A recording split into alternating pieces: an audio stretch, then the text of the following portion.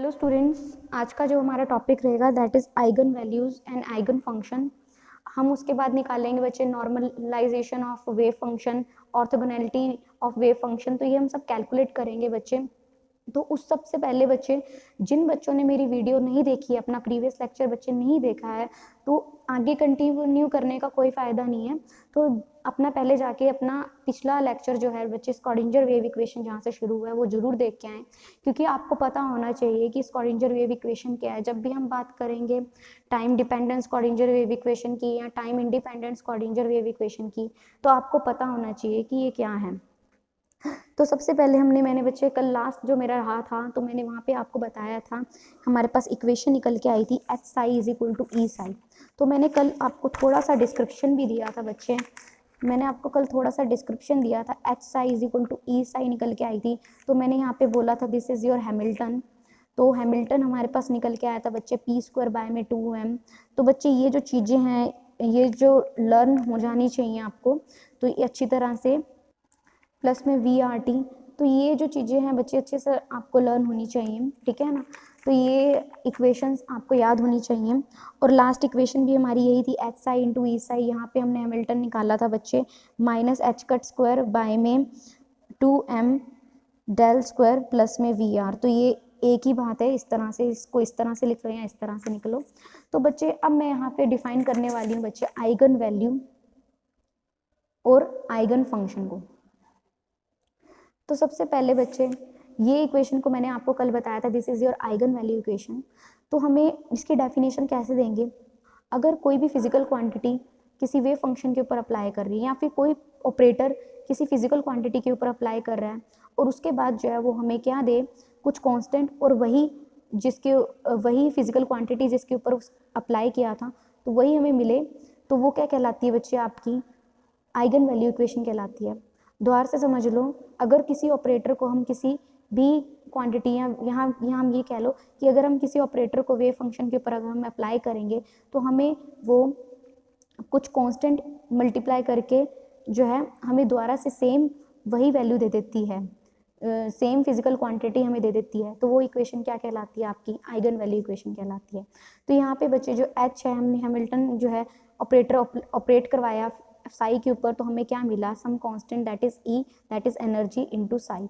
तो वही सेम हमें जो है वेव फंक्शन हमें मिल गया। तो ये क्या कहलाएगी बच्चे? आपकी आइगन वैल्यू इक्वेशन कहलाएगी। तो उसके बाद जो है बच्चे, ये आपका हैमिल्टन ऑपरेटर कहलाएगा।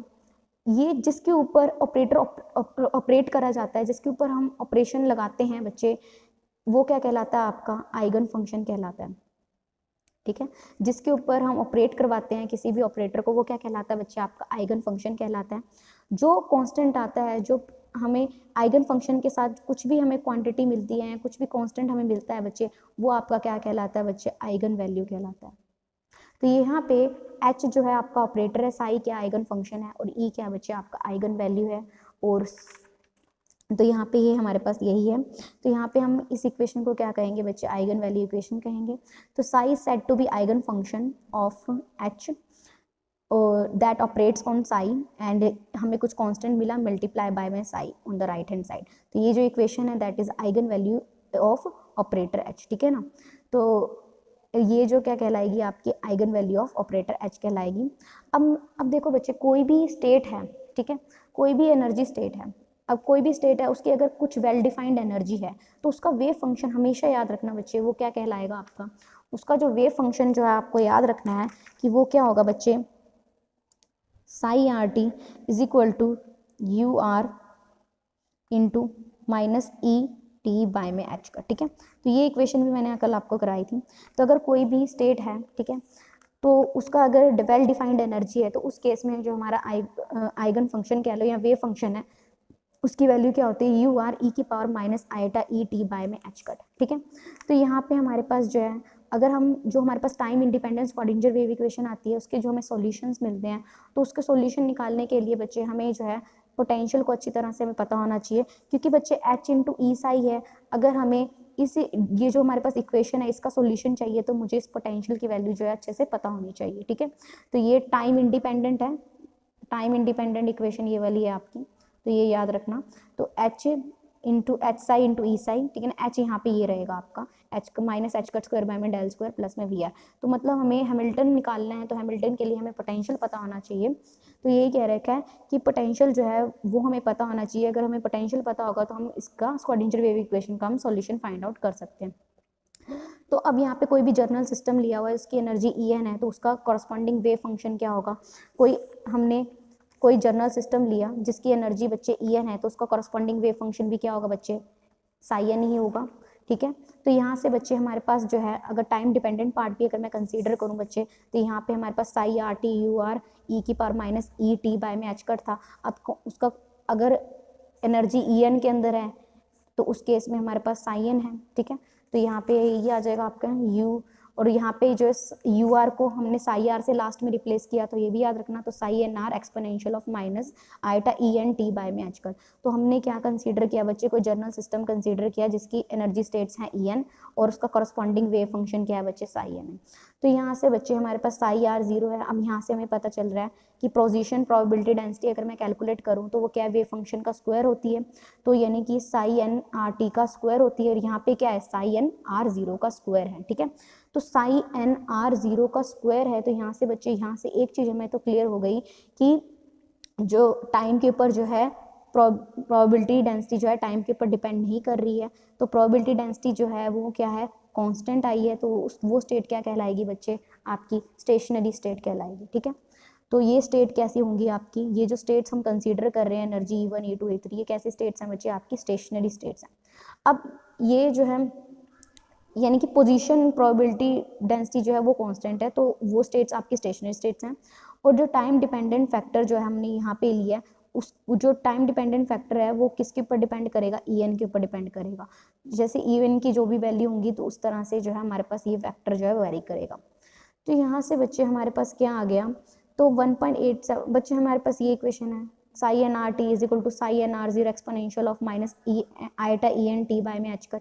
इसका क्या कर दो, पार्शियल डेरिवेटिव कर दो विथ रिस्पेक्ट टू टी। तो with respect to t derivative करेंगे तो कर्ल साई एन का कर्ल टी के साथ, तो बच्चे इसका करेंगे curl of curl t psi n r zero का करेंगे।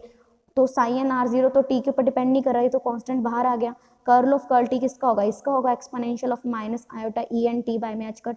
तो exponential into something exponential as it is, और अंदर वाले का डेरिवेटिव करेंगे तो minus iota E N by में एच कट आपका आ जाएगा, ठीक है।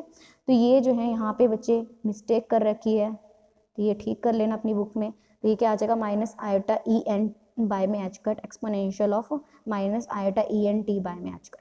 तो बच्चे आयोटा एच कट से मैंने क्या कर दिया, यहाँ पे देखो अगर मैंने एच कट इधर लेके और आयोटा से मैंने मल्टीप्लाई कर दिया, तो आयोटा का स्क्वायर दैट इज 1, ठीक है। तो E n psi n r t, क्योंकि ये वाली जो टर्म है ना, ये और ये द्वारा से क्या बन जाएगी बच्चे, साई एन आर टी बन जाएगी। कंपेयर कर लिया हमने, तो iota h cut curl of curl t psi n r t is equal to E n psi n r t. तो ये जो है इक्वेशन आ गई हमारे पास, ठीक है ना। ये बच्चे क्या है, आपकी आइगन वैल्यू इक्वेशन ही है एक तरह से। क्यों आइगन वैल्यू इक्वेशन है बच्चे, अब यहाँ पे बच्चे मैंने जो हमारे पास इक्वेशन निकल के आई है वो क्या निकल के आई है बच्चे, iota H cut curl of curl t psi n r t is equal to बच्चे क्या निकल के आई है, E n psi n r t, ठीक है। तो बच्चे मुझे पता है आयटा एच कट बाय में कर्ल ऑफ कर्ल टी क्या है बच्चे, ये एनर्जी ऑपरेटर है, ठीक है। ये चीजें अब आपको याद रखनी है। तो ये जो है आपका क्या है, एनर्जी ऑपरेटर है। एनर्जी यानी कोई भी ऑपरेटर अगर किसी वेव फंक्शन के ऊपर अप्लाई करेंगे तो हमें क्या दे देगा, ठीक है, कुछ फैक्टर यानी कुछ कांस्टेंट मल्टीप्लाई बाय में सेम हमें फंक्शन मिल जाता है, तो वो क्या कहलाता है बच्चे, आइगन वैल्यू इक्वेशन कहलाती है। और ये क्या कहलाएगा आपका बच्चे, आइगन, ये क्या कहलाएगा, आइगन वेक्टर। ये क्या कहलाएगा बच्चे, ई एन क्या होगी, इसकी आइगन वैल्यू होगी। तो ई एन जो है वो आइगन वैल्यू है किसकी, एनर्जी ऑपरेटर की, याद रखना। तो यहाँ पे हमारे पास आइगन वैल्यू इक्वेशन आ गई, ठीक है। तो ये जो है हमने क्या ऑपरेटर लगाया और हमें क्या मिल गया, ई एन हमें मिल गया, ठीक है ना। तो यहाँ पे हमें ये चीज़ पता चली बच्चे कि ऑपरेटर लगाने के बाद हमें दोबारा से क्या मिल रहा है, ई एन मिल रहा है। और एच के ऊपर अगर मैंने ऑपरेटर लगाया था, एच साई एन के ऊपर ऑपरेटर लगाया था, तब भी मुझे क्या मिल रहा था, ई एन ही मिल रहा था। तो यहाँ से हमें ये पता चला हैमिल्टन और एनर्जी ऑपरेटर जो है ना, ये दोनों के दोनों एनर्जी ऑपरेटर्स ही हैं। हैमिल्टन और आयटा एच कट बाय में कर्ल ऑफ कर्ल टी दोनों के दोनों क्या हैं बच्चे, एनर्जी ऑपरेटर्स ही हैं। अब ऐसी मोमेंटम ऑपरेटर जो है operating on plane wave function. अब मैंने मान लिया, मैंने क्या लिया, मोमेंटम ऑपरेटर लिया, और मोमेंटम ऑपरेटर अगर मैं डिफाइन करूं तो बच्चे क्या होगा, वो minus iota H cut into del, ठीक है। इसको मैंने किसके ऊपर, plane wave function, plane wave function की अगर मैं डिफाइन करूं तो psi is equal to A e की power minus iota k r minus omega t. तो ये चीजें ना अब आपको लर्न हो जानी चाहिए, ए कांस्टेंट है तो इसको कोई फर्क नहीं पड़ता, तो ऑपरेटर किसके ऊपर डिपेंड, इसके ऊपर ही करेगा, तो यहाँ पे eta k r minus omega T, ठीक है। तो यहीं पे यही लगा हुआ है eta k r minus omega T. अगर हम वन डायमेंशन की बात करेंगे तो क्या हो जाएगा बच्चे, के एक्स, मान लो वो एक्स डायरेक्शन में मूव कर रही है तो माइनस आयटा एच कट। और एक और बात बच्चे, ये तो मैंने 3 डायमेंशन के लिए लिख दी आपकी equation, iota H cut e की power minus iota k r minus omega t. तो बच्चे अगर मैं वन डायमेंशन की बात करूंगी तो minus iota H cut curl of curl X E की पावर माइनस आयटा के एक्स माइनस ओमेगा टी, ठीक है। तो ये चीज़ें अब आपको याद हो जानी चाहिए। तो minus iota H cut curl of curl X E की पावर आयटा के एक्स माइनस ओमेगा टी। अब यहाँ से बच्चे मेरे पास क्या आ जाएगा कि इसको डेरिवेटिव करेंगे इसका एक्स के रिस्पेक्ट में, तो एक्सपोनेंशियल ये सारा एज इट इज के क्या आ जाएगा बच्चे, मल्टीप्लाई में आ जाएगा, और आयोटा के मल्टीप्लाई में आएगा, तो आयोटा का स्क्वायर दैट इज -1, तो क्या आ जाएगा एच कट के इंटू एक्सपोनेंशियल ऑफ आयोटा के एक्स माइनस ओमेगा टी।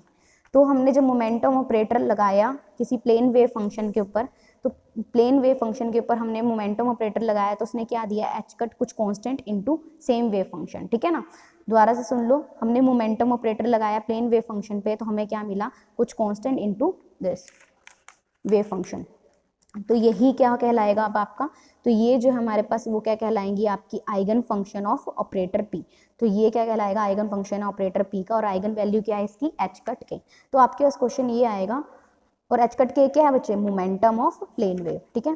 तो यहाँ से हमारे पास जो मेन क्वेश्चन आपका बनेगा कि आइगन वैल्यूज निकालनी आ सकती हैं आपको, कि अगर हम एनर्जी हैमिल्टन, जैसे हमने एनर्जी ऑपरेटर लगा के हमें क्या मिला, आइगन वैल्यू ई एन मिली, ऐसी मोमेंटम ऑपरेटर लगा के हमें आइगन वैल्यू क्या मिली, एच कट के मिली। तो ये कैलकुलेट करने के लिए आ सकता है।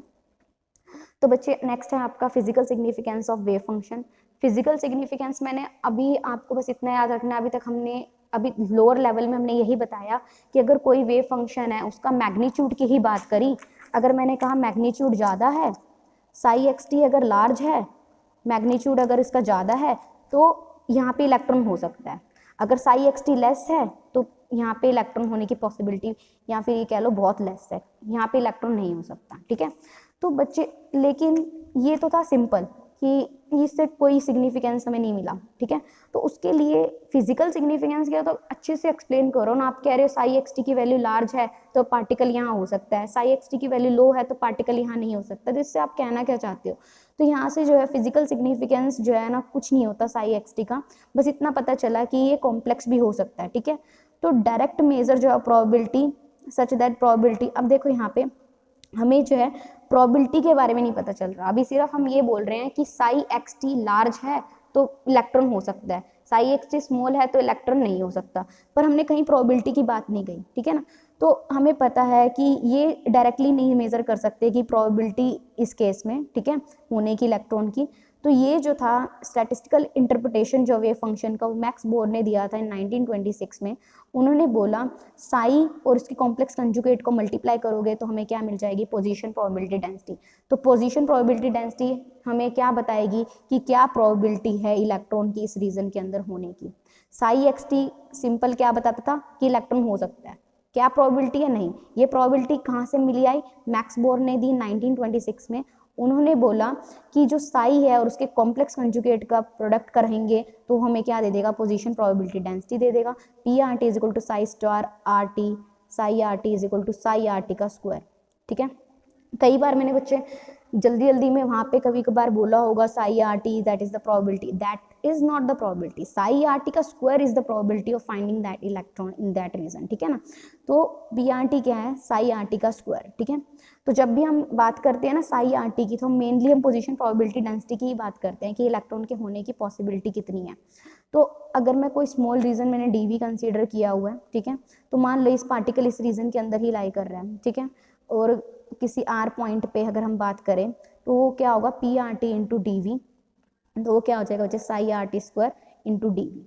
तो यहाँ से बच्चे अगर मैं ये तो मैंने कह दिया कि यहाँ पे मान लो किसी आर पॉइंट पे इस डीवी रीजन के अंदर पार्टिकल आ रहा है, तो उस केस में हमने लिख दिया P r t into D v psi are t का स्क्वायर इंटू डी वी। ठीक है, अब ये क्या कर दिया, टोटल अगर एंटायर स्पेस की बात करें तो स्मॉल वॉल्यूम में मैंने कहा यहाँ पे पाने की पॉसिबिलिटी है। अगर मैं टोटल एंटायर की बात करूँगी, टोटल प्रोबेबिलिटी अगर मुझे निकालनी है, तो बच्चे आपको पता होगा उसके लिए हम क्या करते हैं, इंटीग्रेशन। ठीक है, तो एंटायर स्पेस के लिए हमारे पास जो इंटीग्रेशन होगा, अब ये तो स्मॉल वॉल्यूम के लिए, टोटल वॉल्यूम के लिए क्या हो जाएगा, माइनस इन्फिनिटी से इन्फिनिटी साई आर टी का स्क्वायर डी वी, और ये किसके इक्वल होगी बच्चे, 1। यानी कि मैक्सिमम प्रोबेबिलिटी क्या हो सकती है बच्चे, 1 ही हो सकती है, 1 से ज़्यादा थोड़ी ना प्रोबेबिलिटी हो सकती है। तो 1 जो है वो क्या हो जाएगी, आपकी मैक्सिमम प्रोबेबिलिटी हो जाएगी।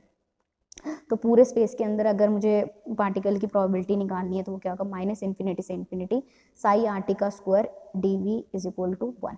ठीक है, तो ये क्या है बच्चे, टोटल प्रोबेबिलिटी है, और टोटल प्रोबेबिलिटी हमेशा किसके इक्वल होती है, 1 के इक्वल। Again normalization of wave function, तो नॉर्मलाइजेशन ऑफ वेव फंक्शन क्या कहलाता है बच्चे, probability of finding the electron in the given region. अब बच्चे यहाँ पे हमारे पास जो है, हमने कहा टोटल प्रोबेबिलिटी जो है किसी भी पार्टिकल की स्पेस के अंदर वो क्या आएगी, 1 हो सकती है। और मैथमेटिकली हमने इसको किस तरह से रिप्रेजेंट किया, माइनस इन्फिनिटी से इन्फिनिटी साई आर टी का square d we is equal to 1। ठीक है, तो यहाँ पे जो इंटीग्रेशन है टोटल स्पेस की बात कर रहे हैं। अब ये जो वेव फंक्शन जो है ना, ये वेव फंक्शन जो हमारे पास निकल के आया बच्चे, ये नॉर्मलाइज टू यूनिटी, यानी कि ये जो है इसकी वैल्यू जो है बच्चे 1 कब होगी, जब इसकी वैल्यू यानी साई आर टी का square into D we is equal to 1 हो जाती है। यानी कि पोजीशन प्रोबेबिलिटी डेंसिटी की वैल्यू क्या हो जाती है बच्चे, 1 हो जाती है। यहाँ साई आर टी का स्क्वायर इंटू डी वी की वैल्यू 1 हो जाती है। यहाँ probability of finding the electron entire reason के अंदर जो है वो 1 हो जाती है। तो बच्चे वो फंक्शन क्या कहलाते हैं, आपके नॉर्मलाइज्ड वेव फंक्शन कहलाते हैं। तो ये जो इक्वेशन है ये कैसी कहलाएगी, आपकी नॉर्मलाइज्ड कंडीशन फॉर। तो वेव फंक्शन को नॉर्मलाइज्ड होने के लिए बच्चे क्या होना पड़ेगा, माइनस कि साई आर टी का स्क्वायर इंटू डी वी क्या होना पड़ेगा बच्चे, यूनिट होना पड़ेगा, 1 होना पड़ेगा। ठीक है, पर हर बार जो है ऐसा नहीं होता। ठीक है, तो हर बार ऐसा नहीं होता कि साई यहाँ पे नॉर्मलाइज्ड है, बट ऐसा भी हो सकता है कि साई की वैल्यू कुछ फाइनाइट हो। ठीक है ना, तो साई आर टी जो है वो क्या रिप्रेजेंट करता है, वेव पैकेट को रिप्रेजेंट करता है। और हर बार हम ये तो नहीं कह सकते कि साई आर टी का प्रोबेबिलिटी मैक्सिमम ही होगी, 1 ही होगी, हर बार ऐसा नहीं होगा। तो साई को मान लो अगर आपने किसी न्यूमेरिकल कांस्टेंट ए के साथ मल्टीप्लाई है, ठीक है, अगर साई मान लो किसी न्यूमेरिकल कांस्टेंट साई जो है वो किसी कांस्टेंट ए के साथ मल्टीप्लाई है, तो उस केस में बच्चे हमारे पास क्या आ जाएगा, जो न्यू वेव फंक्शन बनेगा वो क्या बनेगा बच्चे, ए साई बनेगा। ठीक है, तो अब आप क्या हमारे पास बनाओगे, अब हमारे पास होनी क्या चाहिए normalization condition, psi star is equal into psi is equal to क्या होना चाहिए, 1 होना चाहिए, है ना, माइनस इन्फिनिटी से इन्फिनिटी। तो यहाँ पे हमारा न्यू वेव फंक्शन क्या बन जाएगा, ए साई। तो ए साई का क्या करोगे, कॉम्प्लेक्स कंजुगेट, फिर into A psi is equal to क्या होना चाहिए बच्चे, 1। तो माइनस इन्फिनिटी से इन्फिनिटी। ठीक है, तो यहाँ से बच्चे ए अगर कांस्टेंट है, ठीक है, तो ए कांस्टेंट है तो उसका कॉन्जुगेट, अब 2 का कॉन्जुगेट 2 साई है, अगर 2 का कॉन्जुगेट क्या होगा, 2 ही होगा। तो ए क्या हो जाएगा बच्चे, स्क्वायर ए इंटू ए स्क्वायर। तो ये तो नहीं है ना कांस्टेंट, ये तो कॉम्प्लेक्स है, तो psi star into psi is equal to 1 minus infinity से इन्फिनिटी। तो यहाँ से बच्चे ए का मैग्नीट्यूड का स्क्वायर अगर हम बाहर ले लें तो क्या आ जाएगा बच्चे, 1 बाय में, सिंपल मैं लिख रही हूँ, माइनस इन्फिनिटी से इन्फिनिटी। बच्चे यहाँ पे मैंने डालना भूल गई, ये जो है डीवी वॉल्यूम के लिए ना, तो वॉल्यूम में क्या होगा, d x d y d z. ठीक है, तो 1 बाय में ए का square into psi star into psi d x d y and d z. ठीक है, सॉरी 1 बाय में माइनस इन्फिनिटी से infinity psi star psi d x d y and d z. ठीक है, तो ये हमारी कंडीशन हमें हमेशा पहले वो कांस्टेंट ए कैलकुलेट करना होगा। ठीक है, तो ए जो है this is your normalized constant. तो यहाँ पे जैसे इन्होंने लिखा हुआ है कि जो हमारा ये जो प्लेन वेव होती है ना, प्लेन वेव फंक्शन है, तो over infinite volume is not finite. ठीक है ना, इसका जो इंटीग्रल होता है ना, जो हम निकालते हैं ये माइनस इन्फिनिटी से इन्फिनिटी साई स्टार साई, तो ये जो है फाइनाइट नहीं होता।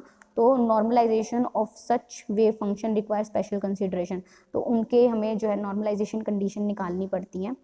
तो वो आगे की बात है, जब हम न्यूमेरिकल करेंगे तब बताएंगे आपको। फिलहाल के लिए नॉर्मलाइजेशन कंडीशन क्या होनी चाहिए कि माइनस इन्फिनिटी से इन्फिनिटी साई स्टार डी जो है वो क्या होना चाहिए बच्चे, 1 होना चाहिए, याद रखना। और क्या होना चाहिए आपके पास, ये जो है ए साई स्टार ए साई, अगर साई के साथ कुछ कांस्टेंट मल्टीप्लाई में है तो पहले हम क्या करेंगे, उस कांस्टेंट की वैल्यू निकाल लेंगे। तो उसके बाद जो है वो वेव फंक्शन क्या हो जाएगा बच्चे, नॉर्मलाइज्ड हो जाएगा। अब यहाँ पे बच्चे सबसे इंपॉर्टेंट टॉपिक है that is orthogonality of wave function corresponding to different eigen values. अब बच्चे हम ऑर्थोगोनैलिटी कंडीशन हम निकालेंगे।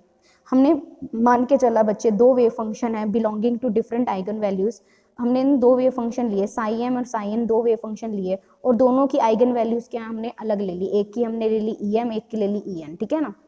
तो यहाँ पे बच्चे हमारे पास आ गया। तो हम क्या कह रहे हैं कि बच्चे अगर हमारे पास दो वेव फंक्शन है, ठीक है, अगर हम Sai H psi into E Sai, हमें याद रखना, अगर मैंने दो वेव फंक्शन लिए हैं बच्चे, एक मैंने ले लिया साई एम, एक मैंने ले लिया बच्चे साई एन, तो उसके कॉरस्पॉन्डिंग आइगन वैल्यू क्या होगी ई एम और इसके कॉरस्पॉन्डिंग क्या होगी बच्चे ई एन।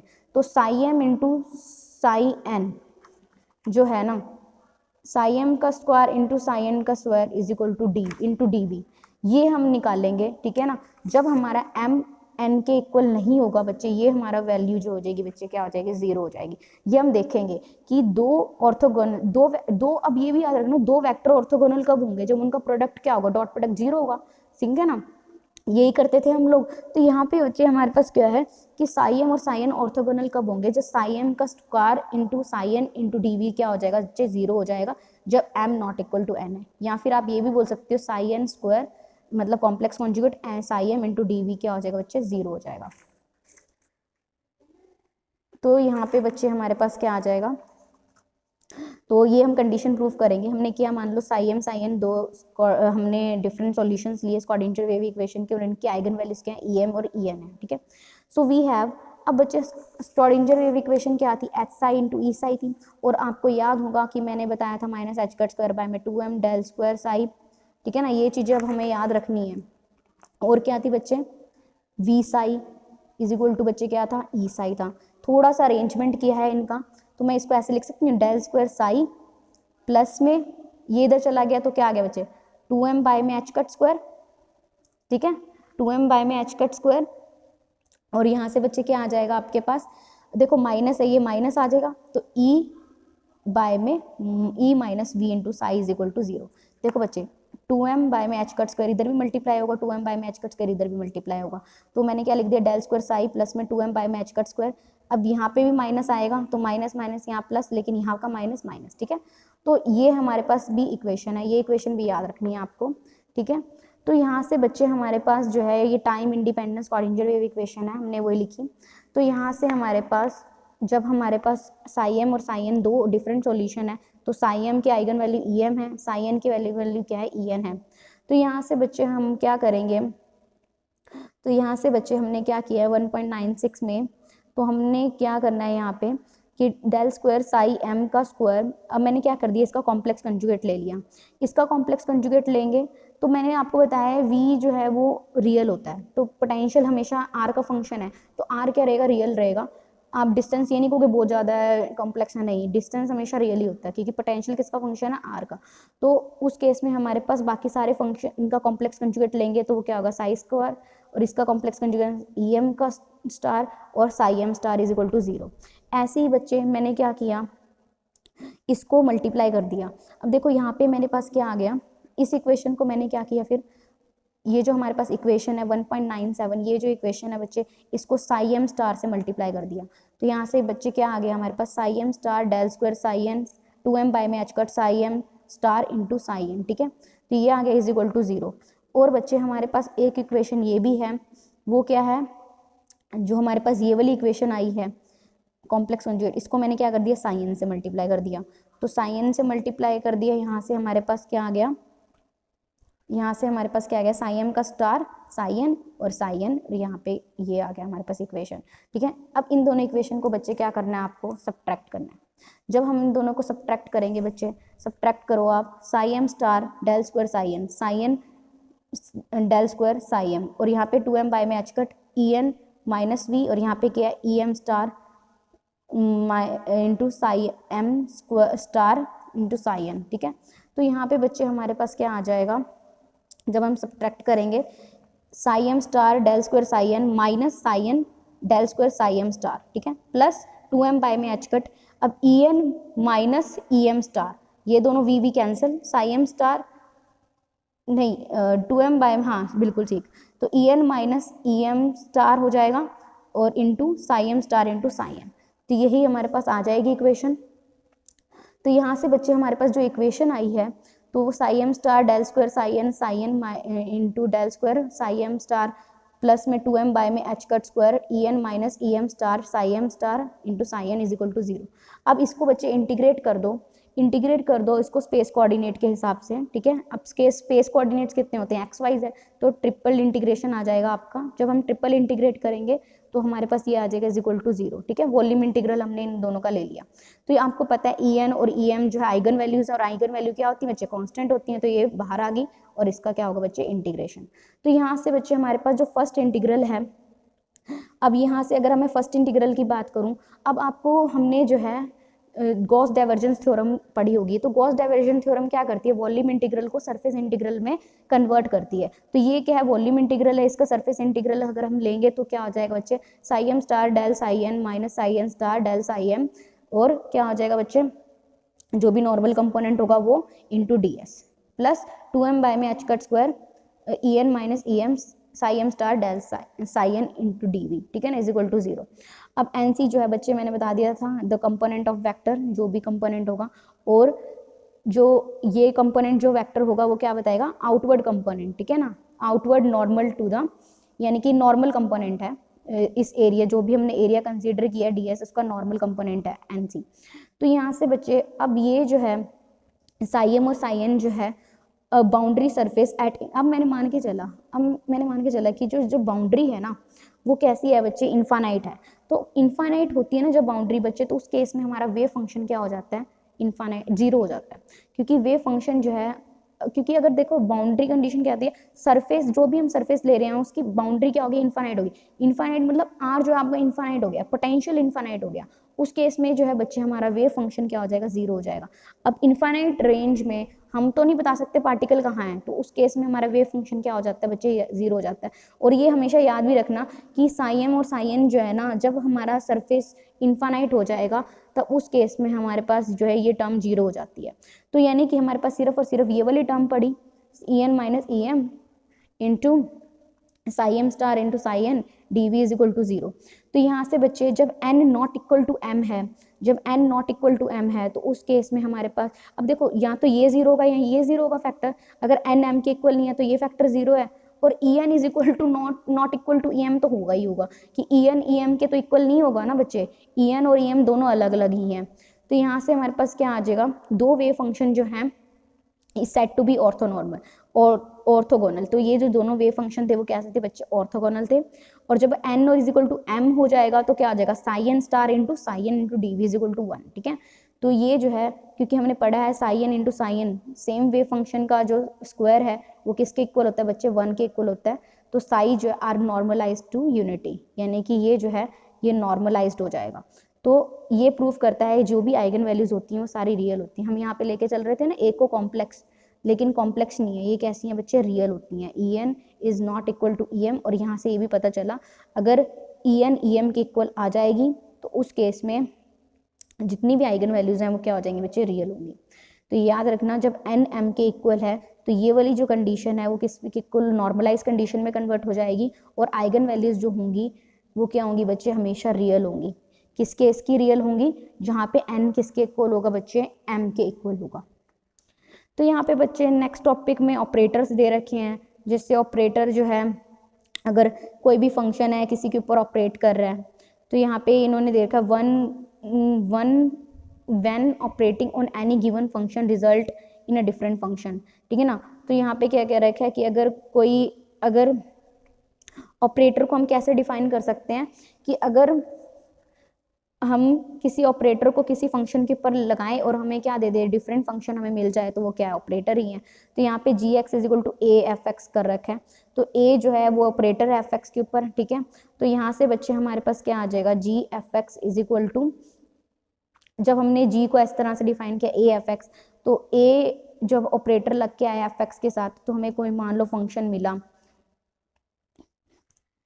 तो यहाँ पे ये लिखा हुआ है कि अगर ए एफ एक्स के ऊपर ऑपरेट किया तो हमें एक डिफरेंट फंक्शन मिला जी एक्स, ठीक है।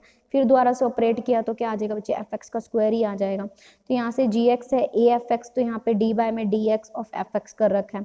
तो यहाँ पे हम ये भी कह सकते हैं g x is a f x into x into f x.